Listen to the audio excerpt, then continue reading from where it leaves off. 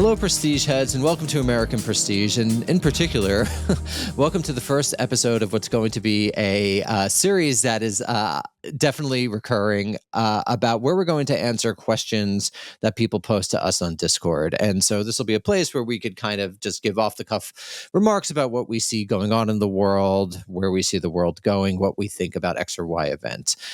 So for today, we got a question from friend of the show, Tom S., about Musk and Trump. And it was kind of a detailed question, but the essential thing that Tom asked us is, what do we think is actually happening right now with Musk and Trump? Where do we think we went wrong? Where do we think we went right in our predictions? What didn't we see, and what have we seen? So maybe I should start. And so one of the things that I thought was going to be occurring during Trump 2, which does seem to have been incorrect, is that Trump, I thought, was going to be more tired. He was going to be less willing to use the levers of state. I thought he primarily wanted to win and defeat the people who came after him, particularly in terms of the Democratic Party associated lawfare, and that it was going to be more of the same, similar to what was going on in the first term, which is a lot of, sound and fury, but relatively stable in terms of Republican Party status quo.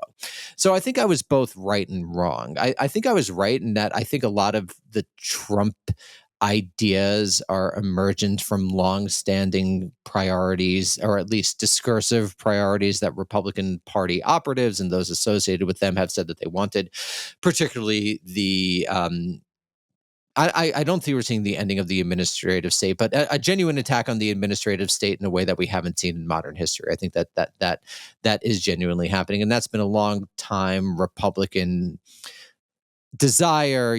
Famously, Grover Norquist said something along the lines of, he wants to make the state small enough that you could strangle it in the bathtub because he's so anti-taxes. So I got to break in here, though, but has it been a long-standing Republican desire? Like, I know Grover Norquist says this, and people who are out of power trying to... That's what I was going to say. People out of power say it. They don't actually every time until this last month, when the Republicans are in power, even when they have trifectas and can do whatever they want, they don't take right. And so yes, agreed. So I think it was more of that's why I said it was more of a discursive thing than an actual policy thing, because there's a lot of things that Republicans actually get from the administrative state.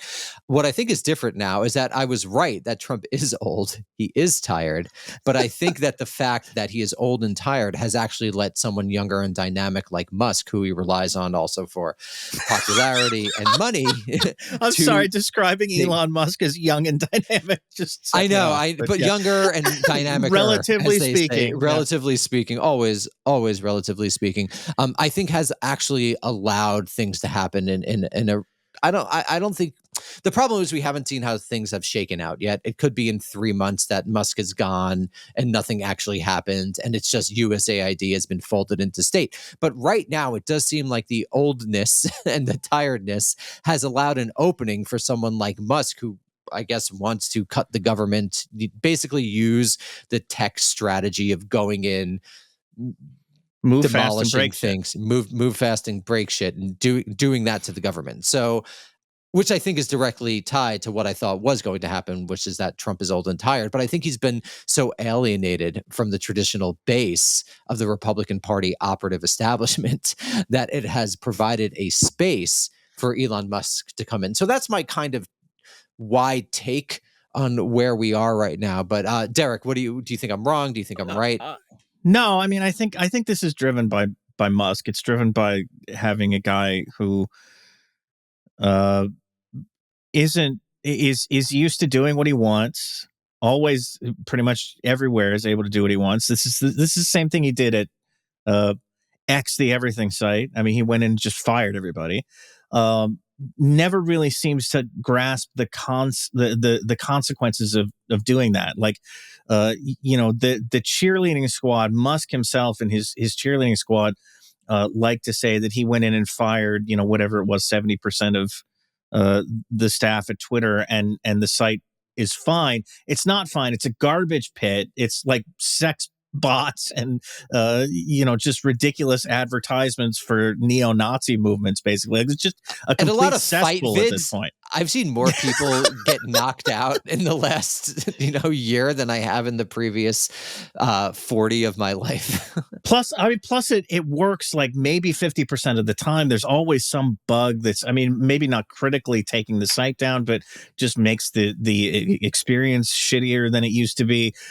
So I mean, it doesn't, it's not like you can go in and just cut with, with a hatchet, just start cutting big chunks of staff away and expect that not to have an impact on performance. And we've seen it already, with the government. Danny, I know I sent this to you, but like they fired all the probationary employees of the nuclear security administration, the National Nuclear Security Administration, without knowing what the fuck the the Nuclear Security Administration does, which is oversee the production and safety of nuclear weapons.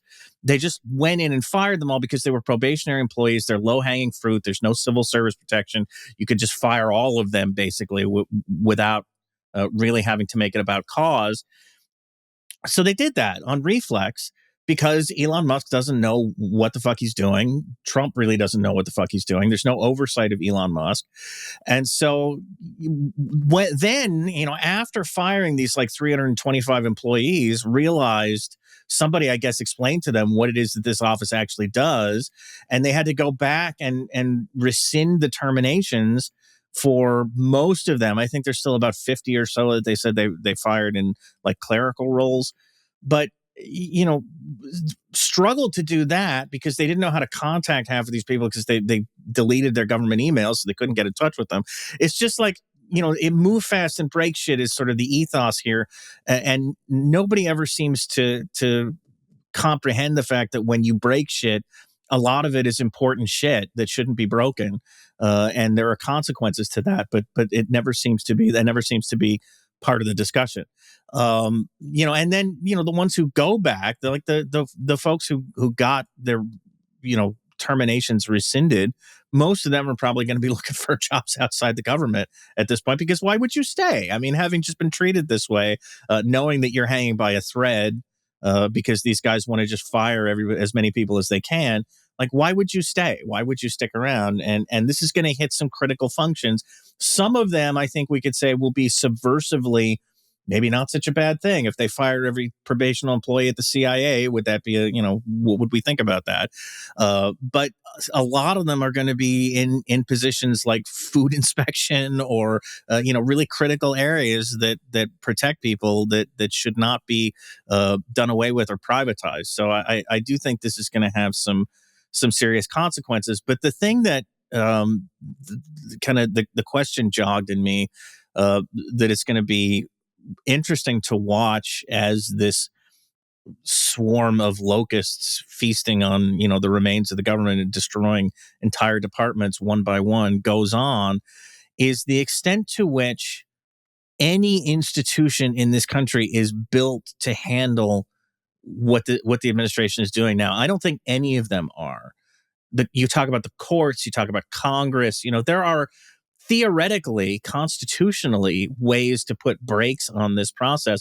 But I don't think the way that they have functioned for the last century or so lends any credence to the idea that they are going to be able to step in and actually put a stop to this. And I'm curious your thoughts about that. Yeah. Let me jump in there for a second, because I think this is to some degree a function or an artifact of the increasing centralization of power in the executive branch. And I would say even more so in the White House itself. You could see a trend really over the course of American history, but really since FDR and the New Deal. And this is, of course, the irony of it, is that FDR was only able to get the New Deal by really centering power in the executive branch to a degree that had never before been done in U.S. history.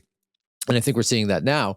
But since that time, and basically the creation of a state architecture that exists within the executive branch and through which decisions are made in the White House has made something like this inevitable, especially given that Congress has been quiescent on so many issues since the 1940s, 1950s, and 1960s. So there are, in theory, institutional mechanisms that could, at the very least, gum the works. And if you take particular interpretations of them really go far, but there's nothing in the institutional memory of these groups like Congress, or really in the desire of these individuals who primarily eventually want to leave Congress to become private consultants or join boards, like Paul Ryan. I was looking at Paul Ryan the other day, a vice presidential candidate, basically just decided not to run and now does private equity type things and sits on boards and makes a lot more money. So there's also that whole cultural thing. But I don't think any of the machinery of state is prepared to deal with this. However, on the other hand, I'm curious what you think about this. Maybe I'm wrong. It does seem like he's going too far, Musk. That it does seem like there's an emergent bipartisan consensus that people don't want an individual to basically destroy the state on one hand, but really the benefits that they receive from the state on the other. Do you get any sense that there's going? I mean, it is very early on, and it hasn't even been a full month, so it's difficult to make predictions. This could all seem. Remember Michael Flynn? He was out there pretty quickly, even quicker. I think it was 12 days or something. But it's still really early on, and I could imagine a world where Musk gets bored or Trump gets information that people are kind of turning against him, and then he could blame it on Musk because, on one hand, it's a smart strategy via lazy, tired Trump to basically allow Musk to do it because there's the scapegoat when things go wrong, and he could just kind of push them out. But there's a sense that I'm getting, again, this is just vibes, I haven't done studies, that people are getting annoyed with a lot of these actions. I'm curious what you think about that.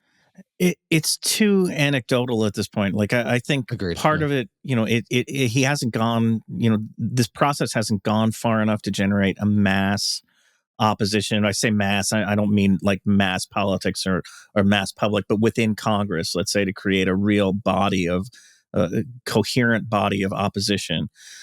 As he goes along, I think you could see something like that, but it's because everything is so disconnected, and everybody in the political structure of this country is so in it for what can I get out of government, what can I get out for my district, or what can I get out for this particular niche issue that is important to me, where my donors want to be made happy, and there's nothing collective about it anymore. I think it needs to metastasize further into the government before you get enough people who have been personally impacted or seen, are getting nasty calls from their donors because of their specific issue before you're going to have, before there will be enough of an opposition. And even then, as you pointed out, there's a muscle memory issue here of Congress acting to counter or limit the executive that just doesn't exist anymore. And so, there's also a muscle memory issue, I think, in terms of just being bipartisan in the strict sense of like people from both parties kind of saying, "Hey, wait a minute, we have a commonality." Like that's so rare anymore, and I don't mean to, kind of privileged bipartisanship, which I know is like people's wet dream in a certain class You're of old not. You're timey talking about political ideas of observers. nation. You're talking about ideas of nation. You're not actually talking about bipartisanship. And I think this is the thing that neoliberalism has totally cut out, is this notion of shared American nationhood, Yeah. which was in the past used for very bad things. We all know, from indigenous genocide to slavery to Japanese incarceration to Jim Crow. That sense of nationhood was oftentimes used for bad things, but it's also difficult without that sense of nationhood, which I really do think neoliberalism has sort of cut off.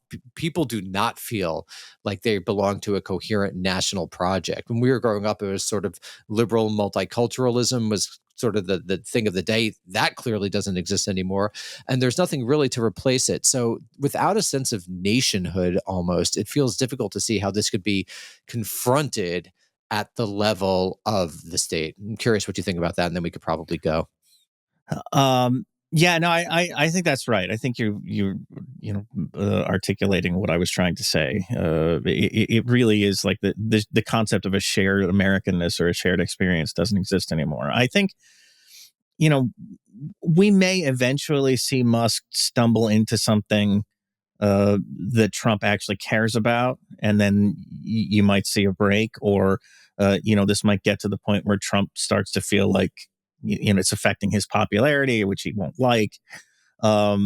It's hard to say where that would be, and I think the example of Michael Flynn, I mean, it's partially instructive.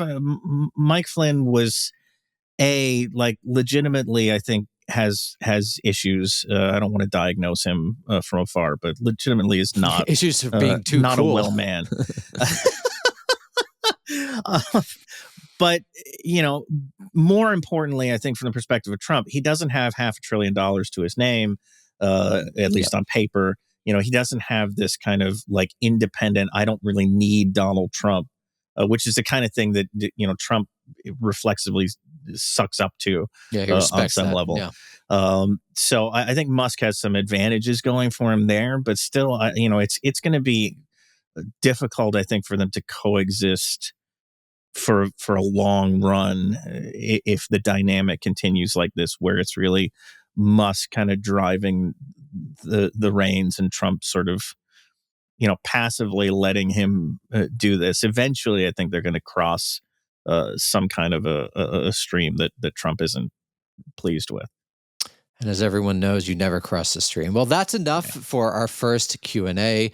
Thank you, everyone, for listening. Please consider subscribing to the podcast. Also, please subscribe to our YouTube channel. The link to subscribe to the podcast will be in the notes, as will a link to join our Discord from where these questions come. And it's really turning into a really vibrant community. So if you like talking about foreign policy, but just a lot of other political issues and stuff, please consider joining the Discord.